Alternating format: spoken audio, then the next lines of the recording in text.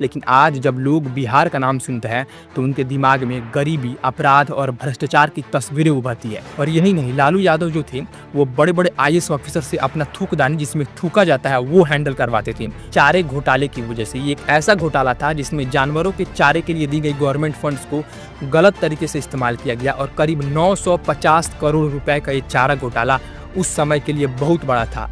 लालू के रूल के दौरान लोग बिहार को बीमारू राज्य कहने लगे, यानी लोग कहने लगे कि लालू ने बिहार को अपनी जागीर समझ लिया है। जो बिहार कभी देश को दिशा दिखाता था अब वो मजाक का विषय बन गया। लोग बिहारी होने पर शर्मिंदगी महसूस करने लगे।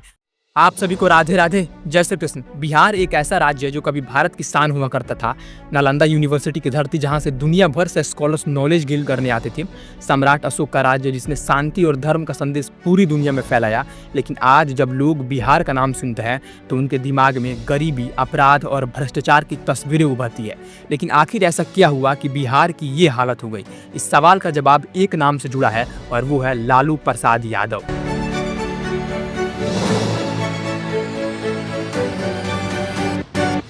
ये कहानी है लालू की सत्ता में उभरने की, इनके शासन की और उस दौर की जिसे लोग जंगल राज कहते हैं। लालू यादव का जन्म साल 1948 में बिहार के गोपालगंज जिले में हुआ था। ये एक ऑर्डिनरी फैमिली से थे जो पिछड़ी जाति यानी बैकवर्ड क्लास से ताल्लुक रखता था। उस समय बिहार में जाति की राजनीति, कास्ट बेस्ड पॉलिटिक्स बहुत गहरी थी। ऊंची जातियों का दबदबा था और पिछड़े वर्गों को लगता था कि उनकी आवाज़ कोई नहीं सुनता। लालू ने अपनी ज़िंदगी की शुरुआत एक आम इंसान की तरह की, लेकिन इनके एम्बिशन और हार्ड वर्क ने जल्द ही लोगों का ध्यान खींच लिया और साल 1970 के दशक में वो जयप्रकाश नारायण के आंदोलन में शामिल हुए, जो उस समय करप्शन और डिक्टेटरशिप के खिलाफ एक बड़ा जन आंदोलन था। इस आंदोलन ने लालू को एक युवा नेता के रूप में पहचान दी। ये लोगों के बीच पॉपुलर हो गए, खासकर उन लोगों में जो खुद को सोसाइटी में किनारे पर महसूस करते थे। तो इसके बाद साल 1990 में लालू यादव बिहार के चीफ मिनिस्टर बने। ये एक बड़ा मौका था। बिहार के लोग उनसे बहुत उम्मीदें रखते थे। लालू ने वादा किया कि वो बैकवर्ड क्लासेस और माइनॉरिटीज़ को उनका हक दिलाएंगे। वो चाहते थे कि बिहार की राजनीति में ऊंची जातियों का दबदबा खत्म हो और हर वर्ग को बराबर का मौका मिले। तो इसकी वजह से इनके नारे ने लाखों लोगों का दिल जीत लिया, खासकर गरीब और बैकवर्ड लोग इन्हें अपना मसीहा मानने लगे। इनकी सादगी, इनका हंसी मजाक का अंदाज और लोगों से सीधे बात करने की कला ने इन्हें और भी पॉपुलर बना दिया। लोग कहते थे कि लालू एक ऐसे नेता है जो आम आदमी की भाषा बोलते हैं। लेकिन देखिए, वादों और हकीकत में बहुत फर्क होता है। लालू के सत्ता में आने के बाद जो उम्मीदें लोगों ने उनसे लगाई थी वो धीरे धीरे टूटने लगी। बिहार में हालात बद से बदतर होने लगे। लालू ने भले ही सोशल जस्टिस की बात की, लेकिन इनके शासन में बिहार कई मोर्चों पर पीछे चला गया। सबसे बड़ी प्रॉब्लम थी लॉ एंड ऑर्डर की, क्योंकि लालू के समय में बिहार में क्राइम बहुत बढ़ गया। किडनैपिंग, फिरौती और गुंडागर्दी आम बात हो गई। लोग अपने घर में भी सेफ नहीं थे। बिजनेसमैन, डॉक्टर और आम लोग डर के साए में जीने लगे। कई बार तो ऐसे लगता था कि पुलिस और क्रिमिनल्स में कोई फर्क ही नहीं है, क्योंकि पुलिस पर पॉलिटिकल प्रेशर था और कई बार क्रिमिनल्स को ओपन प्रोटेक्शन मिलता था। और यही नहीं, लालू यादव जो थे वो बड़े बड़े IAS ऑफिसर से अपना थूकदानी जिसमें थूका जाता है वो हैंडल करवाते थे। और ये बात बीजेपी लीडर उमा भारती ने साल 2021 में कहा था। और जैसे कि मैं आपको अभी बताया कि लालू प्रसाद यादव के रूल में लोग अपने घरों में भी सेफ नहीं थे। और ये बात मैं इसलिए बोल रहा हूँ क्योंकि एक IAS ऑफिसर की वाइफ ने लालू यादव के करीबी एसोसिएट मृत्युंजय यादव पर पटना में पिछले 2 सालों से उसके और उसके कई रिश्तेदारों के साथ बार बार रेप करने का आरोप लगाया। तो ये हालात थी लालू के रूल के दौरान कि इवन एक IAS ऑफिसर की वाइफ भी सेफ नहीं थी। औरों की तो बात ही जाने दो, जिसके वजह से लोग इस दौर को जंगल राज कहने लगे, क्योंकि ऐसा लगता था कि बिहार में कोई कानून ही नहीं बचा। इसके साथ ही भ्रष्टाचार यानी करप्शन भी बिहार में एक बड़ी बीमारी बन गया, क्योंकि लालू यादव का नाम सबसे ज़्यादा चर्चा में आया चारे घोटाले की वजह से। ये एक ऐसा घोटाला था जिसमें जानवरों के चारे के लिए दी गई गवर्नमेंट फंड्स को गलत तरीके से इस्तेमाल किया गया और करीब 950 करोड़ रुपए का ये चारा घोटाला उस समय के लिए बहुत बड़ा था। इसमें लालू और इनके कई करीबी लोग शामिल थे। इस घोटाले ने बिहार की जनता को झकझोर दिया। लोग सोचने लगे कि जिन नेताओं पर वो भरोसा कर रहे थे वो ही उनकी मेहनत की कमाई को लूट रहे हैं। इस घोटाले की वजह से लालू को जेल भी जाना पड़ा और उन्हें राजनीति से कुछ समय के लिए बाहर होना पड़ा। लेकिन इससे बिहार को जो नुकसान हुआ वो बहुत बड़ा था। लालू के शासन में बिहार की एजुकेशन सिस्टम भी पूरी तरह चरमरा गई। बिहार जो कभी नालंदा और विक्रमशिला जैसे यूनिवर्सिटी के लिए जाना जाता था, वहाँ स्कूलों की हालत खराब हो गई। टीचर स्कूल नहीं आते थे, स्कूलों में बेंच डेस्क तक नहीं थे। बच्चों को पढ़ाने के बजाय स्कूल भूत बंगलों जैसे दिखने लगे। कॉलेजों में पढ़ाई ठप हो गई। बिहार के यूथ जो पहले देश भर में अपनी बुद्धिमानी के लिए जाने जाते थे, अब बेरोजगारी और निराशा में डूबने लगे। हेल्थ सर्विसेज भी उतनी ही खराब थी। गाँव में हॉस्पिटल तो थे, लेकिन वहाँ ना ढंग के डॉक्टर थे, ना दवाइयाँ। लोग छोटी-छोटी बीमारियों से मरने लगे क्योंकि इलाज का कोई इंतजाम नहीं था। साथ ही बिहार में इंडस्ट्रीज और बिज़नेसेस भी खत्म होने की कगार पर आ गए। लालू के समय में कोई नई फैक्ट्री नहीं खुली और जो पुरानी थी, वो भी बंद हो गई। बिजली की कमी, खराब सड़कें और भ्रष्टाचार ने इन्वेस्टर्स को बिहार से दूर कर दिया। नतीजा ये हुआ कि बिहार के लाखों युवा रोजगार के लिए दिल्ली, मुंबई, पंजाब और दूसरे स्टेट्स में भाग के जाने लगे। और आज भी बिहार के लोग दूसरे स्टेट्स में ही भाग के जाते हैं रोजगार के लिए, यानी कि नीतीश कुमार के रूल में भी ये चीज़ें नहीं सुधरी है। अब देखिए, सारा का सारा दोष नेताओं को ही नहीं दिया जा सकता है कि इनके वजह से ही लोगों को रोजगार नहीं मिल रहा, क्योंकि आज के यूथ में भी पढ़ाई की कमी है। तो बिहार गवर्नमेंट में एम्प्लॉयमेंट क्रिएट करने की कमी और आज के यूथ में पढ़ाई करने की कमी, ये दो चीजें मजबूर करती है किसी को दूसरे स्टेट में भाग के पैसे कमाने के लिए। अब टॉपिक पर वापस आते हैं। लालू के रूल के दौरान लोग बिहार को बीमारू राज्य कहने लगे, यानी बीमार और पिछड़ा। ये नाम बिहार के लिए एक गहरी चोट की तरह था और आज भी है, क्योंकि ये धब्बा आज भी बिहार के ऊपर लगा हुआ है। लालू की राजनीति का एक और पहलू था परिवारवाद। जब चारा घोटाले की वजह से लालू को जेल जाना पड़ा, तब उन्होंने अपनी पत्नी राबड़ी देवी को बिहार का मुख्यमंत्री बना दिया। ये एक कदम बहुत कंट्रोवर्शियल था। लोग कहने लगे कि लालू ने बिहार को अपनी जागीर समझ लिया है। राबड़ी देवी के मुख्यमंत्री बनने के बाद भी लालू का प्रभाव सरकार पर बना रहा। लोग मजाक में कहते थे कि लालू जेल से ही सरकार चला रहे हैं। उनकी पार्टी राष्ट्रीय जनता दल आरजेडी उनके परिवार के इर्द गिर्द घूमती थी। इनके बच्चे और रिश्तेदार भी धीरे धीरे राजनीति में एक्टिव हो गए और ये परिवारवाद बिहार के लोगों को और गुस्सा दिलाने लगा। लालू के शासन का बिहार पर एक गहरा साइकोलॉजिकल असर भी पड़ा। लोग सरकार से भरोसा उठाने लगे। डर और निराशा ने बिहारियों के मन में घर कर लिया। जो बिहार कभी देश को दिशा दिखाता था, अब वो मजाक का विषय बन गया। लोग बिहारी होने पर शर्मिंदगी महसूस करने लगे। बिहार की छवि ऐसी बन गई कि कोई भी इन्वेस्टर्स या कंपनी वहां जाना नहीं चाहती थी। बिहार की क्रेडिबिलिटी को बहुत बड़ा नुकसान हुआ। लेकिन क्या लालू ने कुछ अच्छा नहीं किया? ये कहना गलत होगा कि उनके शासन में कोई अच्छी बात नहीं थी। लालू ने बैकवर्ड क्लासेस और माइनॉरिटीज को एक आवाज दी। उन्होंने बिहार की राजनीति में सोशल जस्टिस को एक बड़ा मुद्दा बनाया। उनके समय में कई ऐसे लोग जो पहले कभी सत्ता के करीब नहीं थे, उन्हें राजनीति में हिस्सेदारी मिली। लालू का ये योगदान आज भी उनके सपोर्टर्स के लिए बहुत मायने रखता है। वो एक ऐसे नेता थे जिन्होंने गरीबी और किनारे पर पड़े लोगों को ये एहसास दिलाया कि उनकी भी ताकत है। लेकिन इस अच्छाई के साथ-साथ इनके शासन की खामियां इतनी बड़ी थी कि बिहार को उसका बहुत बड़ा नुकसान उठाना पड़ा। लालू के शासन का असर बिहार पर लंबे समय तक रहा। उनके समय में बिहार की जो छवि बनी, उससे उभरने में दशकों लग गए। इन्वेस्टर्स बिहार से दूर रहे और डेवलपमेंट की स्पीड बहुत धीमी हो गई। लेकिन लालू का पतन भी धीरे-धीरे शुरू हुआ। चारा घोटाले और जंगल राज की छवि ने इनकी क्रेडिबिलिटी को नुकसान पहुंचाया और 2005 में इनकी पार्टी सत्ता से बाहर हो गई और बिहार में एक नए दौर की शुरुआत हुई। लेकिन सवाल ये है कि क्या बिहार उस दौर से पूरी तरह उभर पाएगा? लालू की विरासत आज भी बिहार की राजनीति में दिखती है। उनकी पार्टी आरजेडी आज भी बिहार की एक बड़ी ताकत है। लेकिन लालू खुद अब पहले जैसे एक्टिव नहीं है और कई कानूनी मामले इनके पीछे पड़े हैं। कुल मिलाकर लालू प्रसाद यादव का दौर बिहार के लिए एक काला चैप्टर था। उनके शासन में बिहार की जो हालत हुई, उसने पूरे देश में राज्य की छवि को धूमिल कर दिया। क्राइम, करप्शन और अनएम्प्लॉयमेंट ने बिहार को बीमारू राज्य का टैग दे दिया। लेकिन 2005 में लालू की पार्टी राष्ट्रीय जनता दल आरजेडी सत्ता से बाहर हो गई। ये बिहार के लिए एक नया मोड़ था। लोग थक चुके थे, वो बदलाव चाहते थे। वो चाहते थे कि बिहार फिर से अपने पुराने गौरव की ओर लौटे। लेकिन क्या ये इतना आसान था? क्या बिहार उस गहरे गड्ढे से बाहर निकल पाया जिसमें लालू का शासन उसे धकेल गया था? आइए जानते हैं। 2005 में बिहार में एक नई गवर्नमेंट आई। नीतीश कुमार जो जनता दल यूनाइटेड के नेता थे, वो बिहार के चीफ मिनिस्टर बने। नीतीश उस समय भारतीय जनता पार्टी बीजेपी के साथ गठबंधन में थे। ये गठबंधन बिहार के लिए एक नई उम्मीद लेकर आया।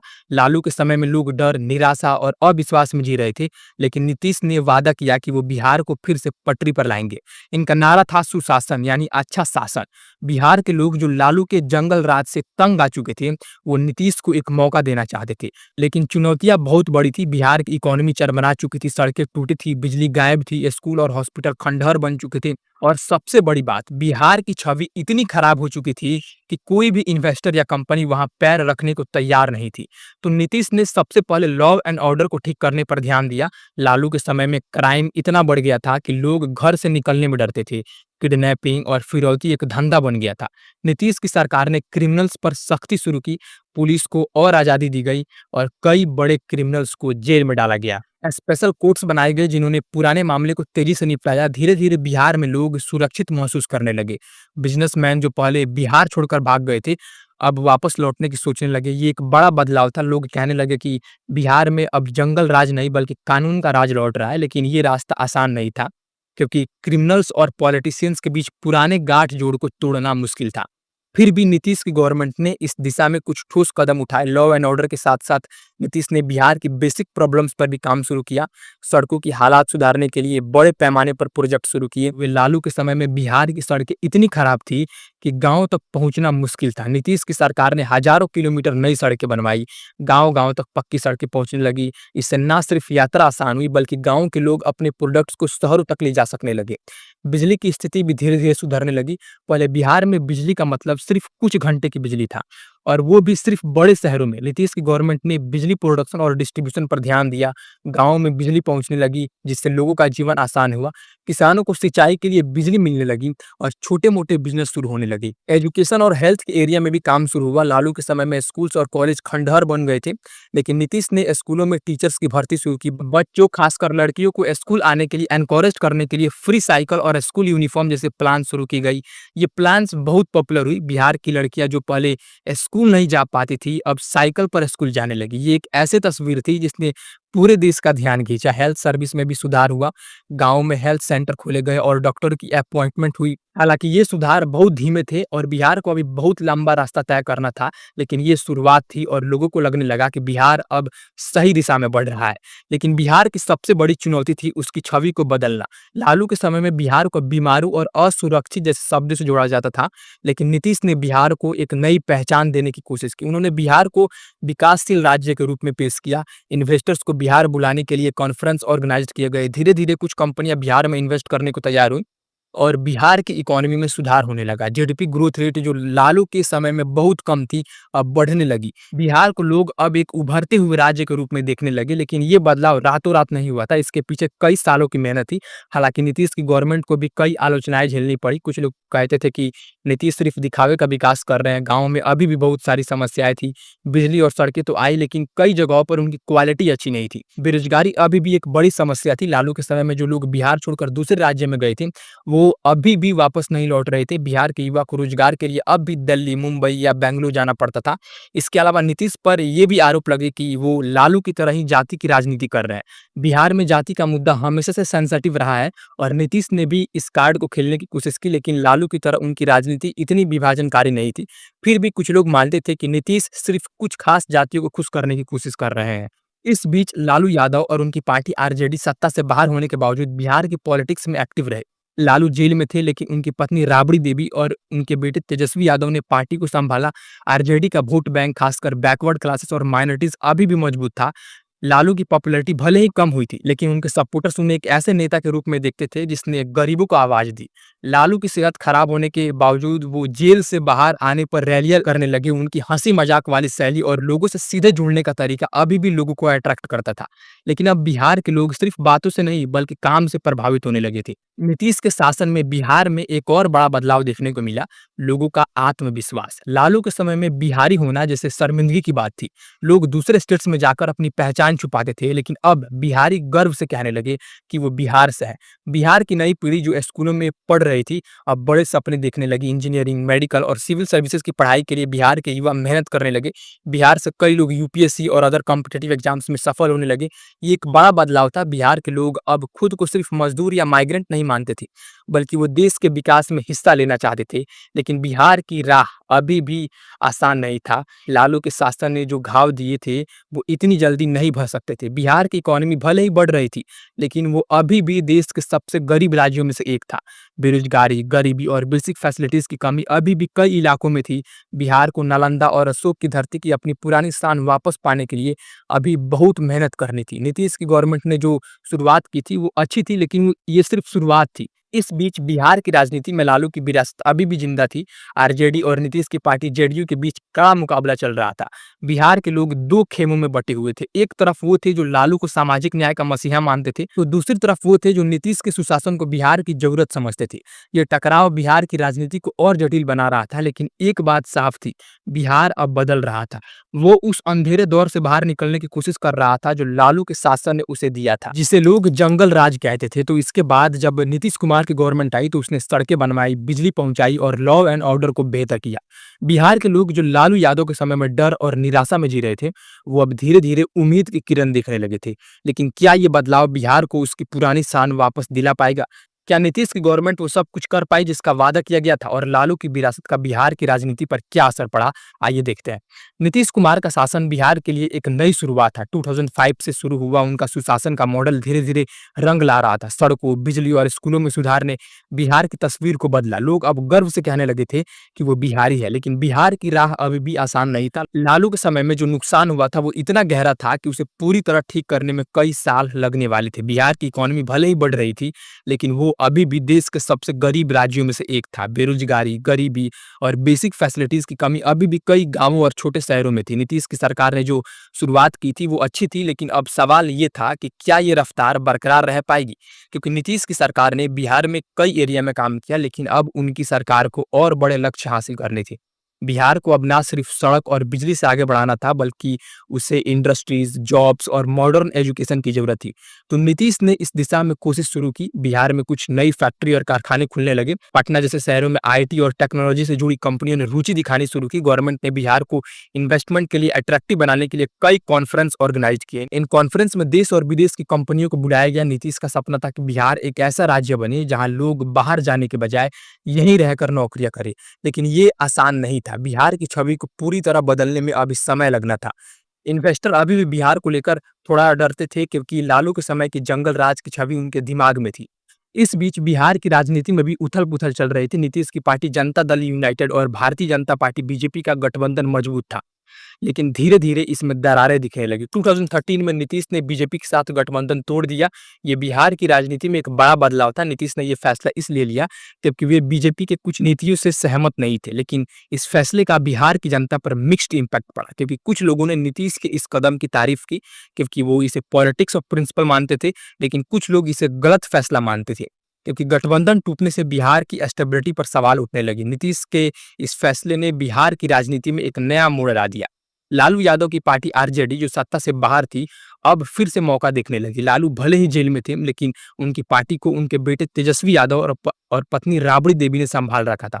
तेजस्वी एक युवा नेता के रूप में उभर रहे थे। ये अपने फादर की तरह ही लोगों से सीधे जुड़ने की कला जानते थे।